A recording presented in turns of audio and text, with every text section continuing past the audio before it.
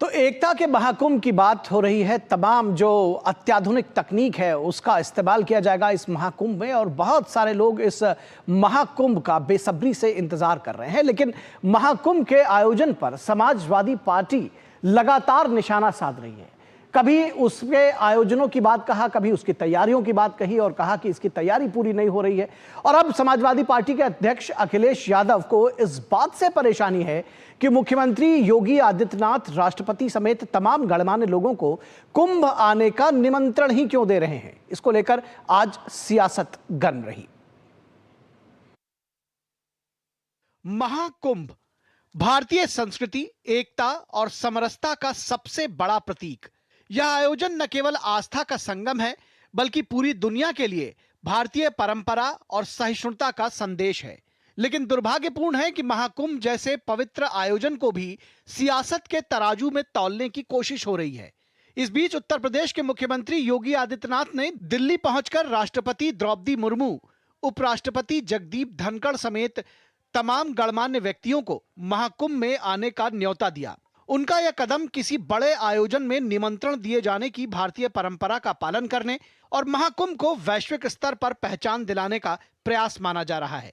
लेकिन समाजवादी पार्टी के प्रमुख अखिलेश यादव को शायद यह रास नहीं आया। उनका कहना है कि महाकुंभ में निमंत्रण देने की परंपरा नहीं है। कुंभ में निमंत्रण नहीं दिया जाता है। कुंभ में अपने आप लोग आते हैं, आस्था से आते हैं। हालांकि मैं किसी के बारे में कुछ कहना नहीं चाहता हूं। जो हम लोगों ने अपने धर्म के बारे में सीखा, समझा और पढ़ा है वो यही है कि ऐसे आयोजनों में लोग स्वयं आते हैं।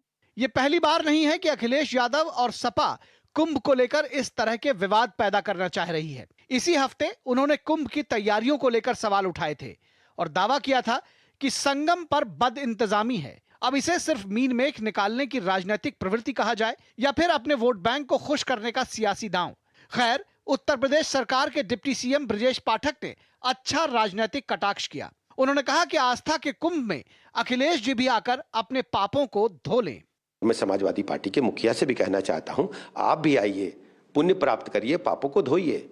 ये सबके लिए महाकुंभ का एक ऐसा अवसर सनातन धर्म मानने वालों का है। सबका मैं हृदय से स्वागत करता हूं। कुंभ का आयोजन पूरी तरह से धार्मिक है और सनातन की आस्था इससे गहराई तक जुड़ी है। लेकिन प्रशासनिक व्यवस्थाएं, परिवहन के साथ साथ सुरक्षा, स्वास्थ्य की जिम्मेदारी उस सरकार की होती है जहां कुंभ का आयोजन होता है। ऐसे में राजनीतिक दलों का प्रयास आयोजन को लेकर खींचातानी और अनावश्यक विवाद पैदा करने से अलग होना चाहिए और इस आस्था के पर्व में समरसता के साथ सहयोग देना चाहिए। Bureau report, DD news.